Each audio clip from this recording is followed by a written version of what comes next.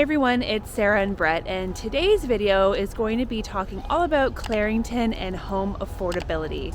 So if you're interested to know what areas are the cheapest in Clarington and where is the most expensive to live, then just keep on watching. If we're talking about the property tax rates, they're a little bit higher than the average in Durham. So they're actually the second highest in Durham.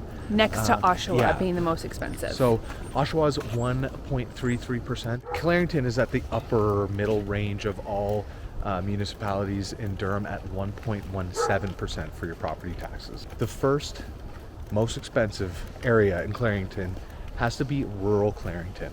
So you would expect to pay over $1 million for a house in rural Clarington. The more property you have, typically the more money it's going to cost, and it offers a type of lifestyle for many people that they're willing to pay for. And oftentimes people that want to live in these rural types of properties are people that maybe have lived in the suburbs or maybe lived in the city for a long time. They've built some equity up and now they're looking to get out of Dodge, get into something that offers a little bit more serenity, and they have the budget for that. And then there's especially some places in Enniskillen and then as well in Salina where there's some really nice big custom homes, like we're talking 5,000 square feet type of thing. So and that Tyrone usually, as well is one of my favorite spots. The second most expensive place to live in Clarington is Orno. You're about one letter short of Toronto. Definitely not Toronto prices, but it is more expensive in comparison. Is it one letter short? Two T's. It's Toronto without the T's? Toronto without the T's. Oh, is it actually? Yeah. Okay. And so this is coming in at the second most expensive place to live in Clarington. It does offer a lot of property, and it is really close to the 115 as well, so that is definitely a positive. I'd say overall a lot of the same things that you're getting in rural Clarington. Orno is really cute if you're looking to get into a smaller community. There's a lot of charm there. A lot of older homes. If you're looking for a century type of home, Orno might be the spot for you. The third most expensive area in Clarington to live is Curtis, and Curtis is kind of that transition between Oshawa and Bowmanville. Bowmanville is really where things happen. We have the downtown, as we mentioned in our last video. Events go on there and shops and restaurants and all sorts of stuff.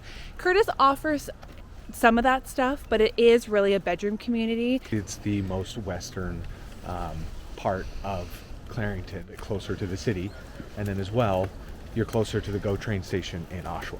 Curtis is a great spot. It has lots of great schools, rec centers. It does have a lot of amenities.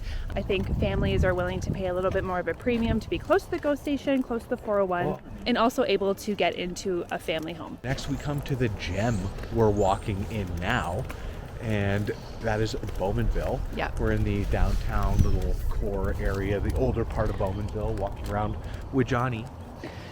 He's in the video today too. We have our guest appearance today. He's being really good.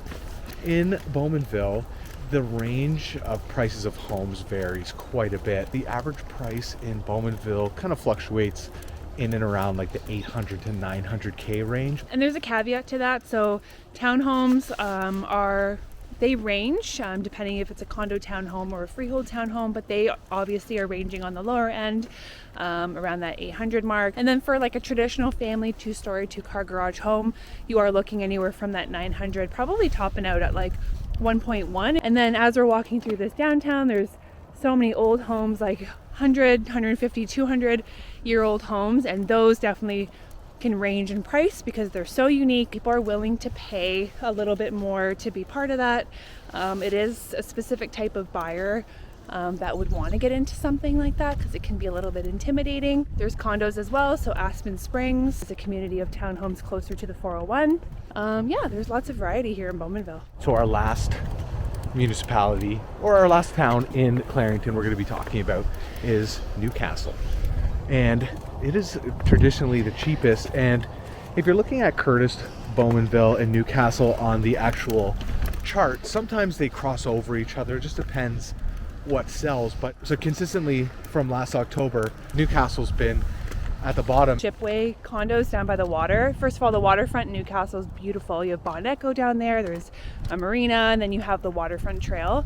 But those condos, if you're looking, like say you're coming from the city or you have a lot of equity that you're sitting on and you want to get into something low maintenance, there are condos that face Lake Ontario and they are absolutely stunning. So Newcastle is probably the cheapest because it's the furthest. A lot of people commute, so it is that extra little drive out from Bowmanville. The downtown is really cute. I go get my hair cut there. Refinery barbershop is where I get my hair cut. In our last video, I keep referring to it because we only talked about 5 places, Clarington, but there's just so much actually in all of Clarington, and the more that we talk about it and the more we explore, like, we just find so many awesome places and so many little hidden gems. Tyrone Mills, Refinery, Barbershop, Buddha Belly, Bakery. All right, guys, that's it for the affordability levels of the different towns in Clarington. Hopefully you enjoyed, and if you're watching this video later on, or watching in the future, and things have maybe changed a little bit, just get a hold of us. There's a link down in the description, as always, to book a call with us, and we hope to speak to you soon. Yeah, don't forget to like and subscribe and share with your friends. Bye, guys. Bye.